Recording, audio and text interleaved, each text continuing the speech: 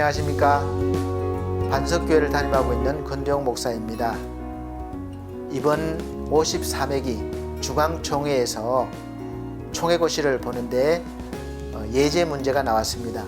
특별히 우리 반석교회에서 장로고시와 권사고시를 보시는 두 분이 계신데 특별히 해석을 해드리기 위해서 이렇게 촬영했습니다. 본래 이 고시 문제집이 1권, 2권으로 되어 있습니다. 1권에는 주로 사역자들이 보는 내용 중심, 2권에는 주로 이렇게 직분자들이 보는 그런 중심으로 구성이 되어 있습니다. 사실 이 두 권은 너무나 잘 만드는 중앙총회의 자랑입니다. 여기만 다 완벽하게 이해해도 신학생 못지않는 그런 실력을 갖추게 될 것입니다. 너무 분량이 많기 때문에 예제만 이렇게 갖춰서 꼭 필요한 부분만 이렇게 해드립니다. 권사의 자격과 직무를 쓰시오. 첫 번째 문제입니다. 받는 직무에 대해서 권사직에 대해서 알아야 되기 때문에 그렇죠. 그래서 권사의 자격에는 여신도 중 만 35세 이상 된 흠이 없는 입교인으로 단연간 교회 봉사를 하고 공동의회에서 투표 과반수 이상으로 3분의 2 이상 얻은 자로 한다. 그러니까 교회에서 어쨌든 오래 다니고 모범이 되어야 할 때 이 권사의 자격을 이렇게 받을 수 있다는 것이죠. 두 번째, 권사가 그러면 무슨 일을 하느냐, 직무가 무엇이냐. 권사는 교회 택함을 받은 뒤에 재직회의 회원이 됩니다. 재직회라고 말하면 교회 모든 동관리를 하는 그런 부서를 말하는데 거기에 일원이 되고, 또 교역자를 도와서, 목사를 도와서 궁핍한 자와 환난당한 교우를 신방할 때 같이 신방하고 또 위로하고 또 따로도 신방하고 위로하고, 그래서 교회의 덕을 세우기 위해서 그렇게 힘쓰는 역할입니다. 두 번째는 세례의 정의에 대해서 쓰시오. 이게 세례의 정의, 우리가 세례 받고 또 우리가 때가 되면 세례를 받지 않습니까? 그래서 세례에 대한 그때 공부도 하지만 다시 한번 아시기 바랍니다. 세례는 물을 가지고 성부, 성자, 성령의 이름으로 죄를 씻는 거룩한 예식입니다. 그러니까 성례이고 또 우리가 그리스도께 속해야겠다는 그런 것과 은혜 언약의 모든 유익에 참여함과 주님의 사람이 되기로 하는 우리의 약조를 표시하며 인치는 것이다. 이렇게 여기에 나와 있는데, 쉽게 말하면 예수 그리스도를 믿고 죄를 용서받고 교회에 내가 이제 교인이 성도가 되겠습니다. 이거죠. 그래서 인원이 됨과 동시에 교회 생활에 참여할 수 있는 이제 자격을 부여하는 어떤 그런 예식이라고 보시면 돼요. 그런 예식을 절차를 통해야 이제 교인이 정식 교인이다 이렇게 눈에 보여지는 거니까 그런 통과 과정이라고 보시면 되겠습니다. 그래서 아무 때나 주는 것이 아니라 제도를 정하고 교회 들어와서 출석 6개월 이상 되면은 또 이렇게 공부하고 또 1년 이상 되면 이런 과정이 있습니다. 그런 과정을 거쳐서 세례는 우리가 구원받은 자의 표로 주는 거라고 쉽게 이해하면 되겠습니다. 그 내용은 좀 자세히 알아야 되겠죠. 세 번째는 기도하여도 얻지 못하는 까닭은 무엇입니까? 우리는 맨날 목사님 기도하는데 왜 응답이 없습니까? 쉽게 말하면 야고보서 4장 1절에 3절 말씀에 자기의 정욕으로 쓰려고 잘못 구하기 때문에 응답받지 못한다. 이렇게 이해하시면 되겠습니다. 너희 중에 싸움이 어디로부터, 다툼이 어디로부터 나느냐? 너희 지체 중에서 싸우는 정욕으로부터 나는 것이 아니냐? 너희는 욕심을 내어도 얻지 못하며 살인하며 시기하여도 능히 취하지 못함으로 다투고 싸우는도다. 너희가 얻지 못하면 구하지 아니하기 때문이요 구하여도 받지 못하면 정욕으로 쓰려고 잘못 구하기 때문이라. 이렇게 확실하게 말씀하고 있습니다. 네 번째는 은혜와 은사의 구별이 무엇입니까? 사실 은혜는 일반적으로 누구나 다 받을 수 있는 그런 믿음의 선물이라고 할 수 있죠. 그러나 은사는 하나님을 믿는 우리 신자들이 각각에게 하나님께서 특별히 하나님의 일을 하시기 위해서 주시는 어떤 권능이나 어떤 재능을, 특별한 재능을 말합니다. 이것이 바로 은사예요. 다 다를 수가 있죠. 그러나 은혜는 보편적으로 우리가 누리는 어떤 감동과 어떤 위로와 평안과 이런 것을 보통 은혜라고 하는 것이죠. 그 다음에 다섯 번째, 죄란 무엇인가? 죄는 하나님의 법을 순종함에 부족한 것이나 혹 어기는 것이다. 이렇게 우리 고시 문제집 말하고 있는데, 하나님의 말씀에 우리가 순종하지 않거나 하나님을 떠나서 다른 우상을 섬기는 것이 죄입니다. 그러니까 하나님과 끊어진 것이 죄라는 것이죠. 우리는 보통 법을 어기거나 비윤리적으로 비도덕적으로 하는 것을 죄라고 하는데, 그건 우리가 보는 것이 죄고, 하나님 앞에서 죄는 하나님과 관계가 끊어진 상태, 그러니까 멀어진 상태, 순종하지 않는 것, 이런 것이죠. 그러니까 죄는 하나님의 말씀에 순종하지 않거나 하나님을 떠나 다른 것을 섬기는 것을 죄라고 합니다. 자, 여섯 번째는 공간복음이 무엇입니까? 라는 질문인데 조금 신학적인 질문이죠. 신약 성경에서 복음서가 4권 있습니다. 마태복음, 마가복음, 누가복음, 요한복음이죠. 이 4복음 중에서 성경 말씀과 기사, 그 내용들이 예수님에 대한 보는 관점이 비슷한 내용과 유사한 점이 많은 복음서가 바로 3가지 모아놓은 것이 바로 마태, 마가, 누가복음입니다. 세 사람이 쓴 것은 비슷한 관점에서 봐서 중복되는 그런 기록도 있습니다. 그러나 요한복음은 복음서에 들어가지만 다른 관점에서 기록된 말씀의 내용이 주를 이루고 있는 것이죠. 그래서 요한복음은 이 공간복음, 즉 마태, 마가, 누가복음에 없는 내용들이 또 사건들과 가르침이 많이 있습니다. 7번째, 사람의 제일 되는 목적은 무엇인가? 하나님 우리를 왜 지었겠습니까? 우리 장로교회 소요리 문답에 제일 첫 번째 나와 있는 문항입니다. 사람의 제일 되는 목적은 하나님을 영화롭게 하는 것과 영원토록 그를 즐거워하는 것이다. 이렇게 되어 있습니다. 하나님께서는 우리를 창조하실 때 영광과 찬양을 받으시기 위해서 지으셨기 때문에 당연히 우리는 영광과 찬송을 올릴 뿐만 아니라 하나님으로부터 인해서 우리가 행복해하고 하나님 때문에 행복하고 즐거워하는 것이 우리가 살아가는 제일 되는 목적이 되어야 된다는 것이죠. 8번째, 교회란 무엇인가? 교회를 매일 다니면서도 교회가 무엇입니까? 물으면 대답 못하는 분들이 많이 있죠.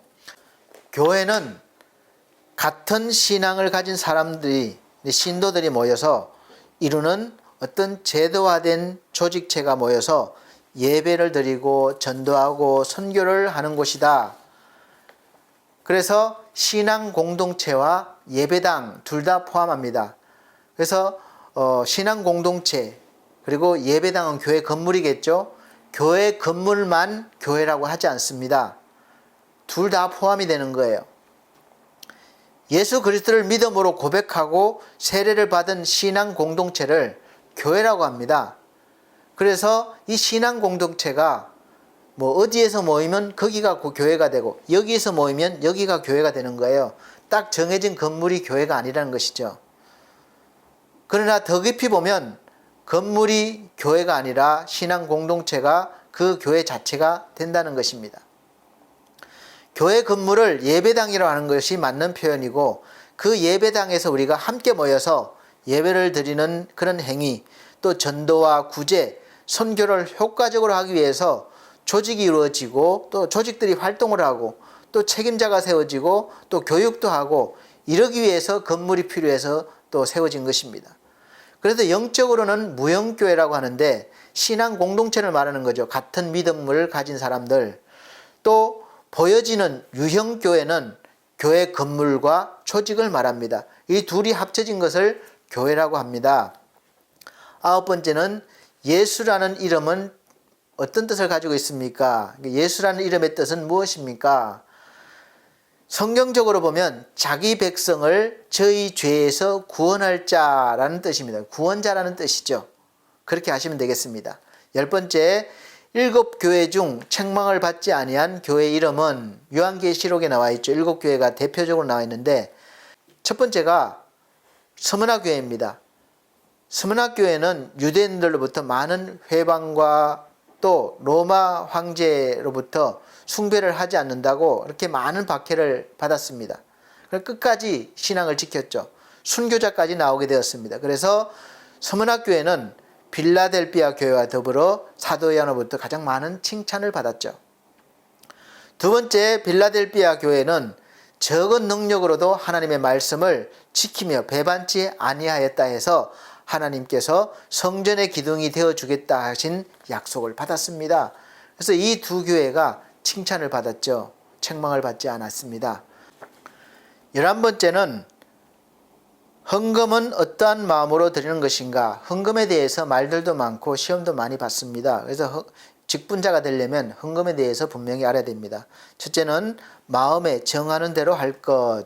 두 번째는 인색함으로나 억지로 하지 말 것. 세 번째는 즐겨낼 것. 고린도후서 9장 7절 보면 하나님은 즐겨내는 자를 사랑하신다 이렇게 말씀하셨습니다. 그러니까 모든 헌금은 하나님께 대한 감사한 마음으로 자원하는 마음으로 드리는 것이고 또 내가 이걸 드리니까 하나님께서 복을 주시겠지 이런 보상 차원으로 드리면 안 된다는 것이죠. 그래서 모든 것은 하나님이 주시기 때문에 감사해서 드리는 또 기쁜 마음으로 자원해서 드리는 것입니다. 12번째, 예배의 의미와 요소를 약술하시오. 우리가 매주 예배를 드립니다. 근데 예배가 무엇입니까? 물으면 확실하게 대답을 못 하시는 분들이 많이 계시죠. 예배가 무엇인지 알아야 됩니다. 예배의 의미는 첫 번째는 하나님이 사람을 위하여 하신 바에 대한 사람의 응답이라고 보시면 됩니다. 두 번째는 하나님을 향한 사람의 신앙과 순종의 행위이다. 세 번째는 하나님의 하신 바에 대한 찬송, 감사, 순경. 순경이라고 말하면 높여드리고 존경하고 사모한다는 뜻이에요. 그런 요소들이 항상 따릅니다. 네 번째, 하나님의 은사를 생활로서 인정할 것이다. 다섯 번째, 예배의 초점은 하나님의 영광이다. 이 다섯 가지 사실 이해만 하시고 한마디로 함축하면 예배는 우리 인간이 하나님께 드릴 수 있는, 할 수 있는 최고의 경배의 행위이다. 이렇게 아시면 되겠습니다. 두 번째, 예배의 요소. 그럼 예배는 내 마음대로 정해서 막 드리는 것이 아니라 예배에도 순서와 절차가 있습니다. 꼭 들어가야 할 부분이 있는 것이죠. 그걸 요소라고 합니다. 첫 번째가 하나님의 말씀의 강도와 교훈이 반드시 있어야 됩니다. 그러니까 설교가 있어야 되는 것이죠. 두 번째는 찬송이 있어야 됩니다. 세 번째는 기도가 있어야 됩니다. 네 번째는 하나님께 드리는 헌금이 있어야 됩니다. 다섯 번째는 금식일과 감사일, 여섯 번째 성례의 거행, 이거는 성찬식이죠. 일곱 번째 마무리가 축도로 우리가 마무리를 하죠. 그러니까 예배를 잘 생각해 보시면 이 모든 요소들이 다 들어가 있습니다. 13번째, 예수님의 족보에 소개된 여자는 누구입니까? 예수님의 족보가 마태복음 1장에 쭉 소개되어 있는데 여자 이름이 4분 나옵니다. 다말, 라합, 룻, 우리아의 아내라고 나오는데 우리아의 아내 밧세바입니다. 첫 번째 다말은 창세기 38장에 나오는데 종려나무란 뜻을 가진 이름입니다. 유다의 장남인 엘의 아내였는데 자식이 없이 엘이 죽었습니다. 그때 당시에는 형수치수제라는 제도가 있어서 즉 형이 후사 자식이 없이 죽으면 동생이 형수하고 대신 살면서 후사를 낳아주는 풍습이 있었습니다.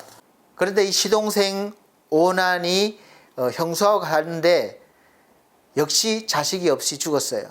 그러자 이제 마지막 남은 막내 셀라라는 이 유다의 아들이 너무 어린 거예요. 그래서 아버지가 죽을까봐 이제 며느리를 본래 고향으로 돌려보냈습니다. 고향에 가 있다가 이 어린 아들이 크면 다시 부르겠다 그랬는데 세월이 지나서 어른이 되었는데도 시아버지가 부르질 않는 거예요. 그래서 이 유다가 부르지 않자 이 며느리가 몸을 파는 창기로 이렇게 변장을 해서 유다가 목축을 낳았을 때 속여서 그와 동침을 해서 쌍둥이 베레스와 세라를 낳아서 이제 나중에 보면 예수님 족보에 올랐습니다. 예수 그리스도의 조상으로 기록된 거죠. 두 번째 라합은 출애굽 당시 여리고에 살았던 기생이었습니다. 가나안을 탐자로는 이 이스라엘 정탐꾼을 숨겨줌으로써 가나안 정복 후에 자기 자신과 가족의 생명을 살려줄 것을 약속받았습니다. 그 후에 이제 살몬이라는 사람과 결혼을 했고 그 후에 보아스를 낳아서 예수님의 족보에 올랐습니다. 세 번째 룻은 룻기서라는 책이 있는데 따로 성경이 있는데 친구란 뜻입니다. 룻기서의 내용을 보면 베들레헴 사람 엘리멜렉과 이 나오미 부부가 이제 사는 곳에 흉년이 들어서 멀리 모압 땅으로 갑니다. 거기에 살다가 이제 두 아들이 이방 여인들과 결혼을 했어요. 거기에 한 명이 룻이었습니다. 모압 땅에 온 이스라엘 백성인 이 엘리멜렉의 아들과 결혼했기 때문에 가족이 된 거죠. 그 후에 자기 남편과 또 시아버지가 다 죽었습니다. 그래서 나오미로 보면 남편과 두 아들이 다 죽었기 때문에 이 며느리들과 아무런 관계가 없는 거예요. 그래서 돌려보내려고 했는데 룻은 끝까지 시어머니를 따라왔습니다. 베들레헴으로 돌아와서 이삭 죽기로 봉양하던 중에 인척 보아스를 만나서 가정을 이루고 오벳을 낳았습니다. 그래서 예수님의 족보에 올라가게 된 거죠. 네 번째, 우리아의 아내 밧세바라는 여인입니다. 마태는 다윗의 족보의 속에 이방인의 이름을 적었는데 밧세바가 아니고 우리아의 아내라고 해요. 우리아의 아내. 다윗에게 가장 치명적인 사건이었습니다. 나단 선지자를 통해서 이 불륜이 만천하에 공개된 바로 그 사건이죠. 우리아의 아내는 밧세바이며 또 다윗은 충성된 신하의 아내와 불륜을 행하고 임신까지 시켰습니다. 그래서 그 임신을 덮으려고 그 자기의 부하 우리아를 불러왔으나 그는 충성심에 아내와 잠자리를 같이 하지 않고 결국 다윗의 그 계략에 빠져서 죽었던 것이죠. 그래서 족보를 보면 예수님의 족보는 믿음의 족보이자 또 은혜의 족보입니다. 혈과 육의 족보가 아니에요. 이렇게 허물이 많고 예수님의 족보에 들 수 없는 그런 사람들이 하나님의 은혜 속에서 은혜를 입고 이렇게 족보에 올라온 것은 저를 바라보고 우리를 바라보면 죄와 허물이 많은 우리를 구원하셔서 하나님의 자녀로 삼아 주신다는 것이 우리가 느껴지잖아요. 이런 사건들을 통해서. 그래서 너무나 감사한 일이죠. 그래서 이 여인들 잘 기억하시기 바랍니다. 다말, 라합, 룻, 우리아의 아내 밧세바 잘 기억하시기 바랍니다. 마지막으로 임마누엘 정신이 무엇인지 기술하시오라고 되어 있는데 이 임마누엘 정신은 우린 중앙총회의 생활 강령입니다. 목회자들의 생활 강령이고 아주 독특한 중앙의 정신이고 자랑입니다. 임마누엘 정신은 한마디로 말하면 하나님이 우리와 함께 하심입니다. 그 목적은 하나님을 영화롭게 하고 그를 즐거워한다. 서열의 문답 1번입니다. 우리가 사람의 제일 되는 목적이죠. 하나님을 우리가 영화롭게 하고 하나님을 즐거워하고 그렇게 사는 것입니다. 두 번째, 목적이 있으면 그 목적을 어떻게 달성할 거냐 방법이 나와야 되겠죠. 방법은 첫 번째가 죄가 있으면 안 되니까 죄를 먼저 회개하고 복음을 믿는다. 두 번째는 성경과 기도로 거룩함을 얻는다. 세 번째는 성령을 충만히 받아 복음을 땅끝까지 전한다. 이렇게 되어 있습니다. 죄를 회개하고 복음을 믿고 성경과 기도로 우리가 거룩함을 얻는 것이죠. 날마다 또 훈련에 참여하는 것이죠. 세 번째가 우리가 그래서 성령 충만을 받아서 나만 잘 먹고 평화롭게 사는 것이 아니라 또 구원받아야 될 자들이 있기 때문에 복음을 전하는 것입니다. 그러면 어떤 마음, 어떤 정신으로 정하느냐 세 번째가 중요한 건데 이제 정신이죠. 임마누엘 정신 12가지가 있습니다. 첫 번째가 하나님과 성경 위에는 아무나 무엇이나 의지하지 않는다. 두 번째는 하나님께만 보이는 생활을 한다. 사람에게 보이기 위해서 하지 않는다는 거죠. 세 번째가 모든 일을 신앙 중심으로 한다. 네 번째가 기성교회에 취직을 아니하며 기도하는 아버지의 집을 알고 자신이 교회를 설비하고 봉사한다. 우리가 훈련받기 위해서 이제 부교육자로 또 강도사로 전도사로 이렇게 교회에 취직해서 일을 하지만 훈련받은 뒤에는 자신이 교회를 직접 개척해야 된다는 말입니다. 개척 정신이죠. 그래서 우리 총회는 독특하게 개척교회가 많이 있습니다. 참 힘들고 어렵지만 이 임마누엘 정신을 바탕으로 지금까지 열심히 이렇게 목회를 감당하고 있는 것이죠. 그래서 여러분들이 담임 목사가 어떤 정신으로 배웠는지 아셔야 되기 때문에 있는 것 같습니다. 다섯 번째는 선 악인을 다 사랑하고 죄를 미워하되 존경할 자를 존경하고 주의할 자를 주의한다. 우리가 사람을 미워하지 않고 죄를 미워하라는 이야기입니다. 그리고 또 우리가 존경할 자를 존경해 드려야 됩니다. 여섯 번째, 타인의 부족을 보지 않고 말하지 않고 듣지도 않는다. 참 어려운 이야기죠. 그래서 이것은 우리가 꼭 살아가면서 지켜내야 할 생활 강령이기도 합니다. 일곱 번째, 사탄과 죄악에 대해서 거룩하게 죽기까지 싸울 것이나 사람과 싸우지 않고 싸우는 사람들이 나를 욕하고 또 죽일 때 나는 평화와 사랑과 거룩을 잃지 않고 저들을 위하여 축복하며 마음과 입술과 얼굴을 더럽히지 않는다. 이것은 어떻게 보면 기준이에요. 이렇게 살아가기 힘들죠. 그러나 이 기준이 있어야 우리가 거기에 맞춰서 노력하기 때문에 기준이라고 아시면 되겠습니다. 우리가 이렇게 되려고 또 신앙생활 열심히 해야 되고 노력도 해야 됩니다. 여덟 번째, 중요한 거예요. 주 안에서 부모, 형제, 처자를 사랑하고 그보다 주를 더 사랑하고 자기를 이기고 십자가를 지고 주를 따른다. 사실 이단에 빠지면 가족이나 다 멀리합니다. 버립니다. 그러나 우리는 그렇지 않아요. 오히려 가족을 더 사랑하고 또 더 섬기는 것이죠. 저희가 중앙총회를 나온 사람으로서 중앙총회에서 목사가 된 사람으로서 그렇게 목회를 해왔습니다. 그래서 가족을 다 모른 채 한 것이 아니라 정말 마음으로 섬기고 최선을 다해서 사랑하고 지금까지 그렇게 해왔습니다. 여러분들도 그런 마음으로 또 돕기를 원합니다.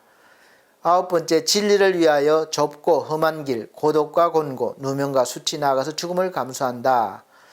참 어렵지만 이 진리를 위해서 우리가 그렇게 해야 된다는 것이죠. 열 번째는 명리색을 멀리하고 완전히 버린다.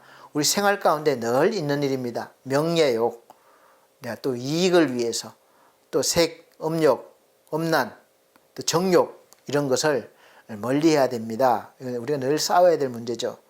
11번째, 정직을 어뜸으로 하며 표리여의라고, 표리여의라는 말은 안팎이 같다는 말입니다. 속과 겉이 같다. 그러니까 생각하는 것과 은행과 행동이 완전히 일치하단 말이죠. 이렇게 우리가 기독교인으로서 그리스도인으로서 살아갈 때 우리가 또 전도할 수 있고 또 하나님께 영광을 돌릴 수가 있습니다. 마지막 12번째는 신망애를 견지한다. 이것은 우리가 늘 믿음, 소망, 사랑 안에서 살아간다는 말입니다. 이것이 우리 중앙총회에서 주어지는 목회자에 주어지는 생활 광령입니다. 또 우리 중앙총회를 나온 목회자 밑에서 이렇게 신앙생활 하시는 분이니까 이렇게 아시기 위해서 이렇게 설명을 해드렸습니다. 함께 신앙생활함에 있어서 귀한 동력자로 세움 받으셔서 최선을 다하셔서 또 하나님께 영광을 돌리고 목회에 큰 도움을 주시기를 부탁드리겠습니다. 좀 이해가 되셨습니까? 이번 총회고시 열심히 기도하시면서 준비하셔서 잘 보시고 훌륭한 일꾼이 되시기를 예수 그리스도 이름으로 축복합니다. 감사합니다.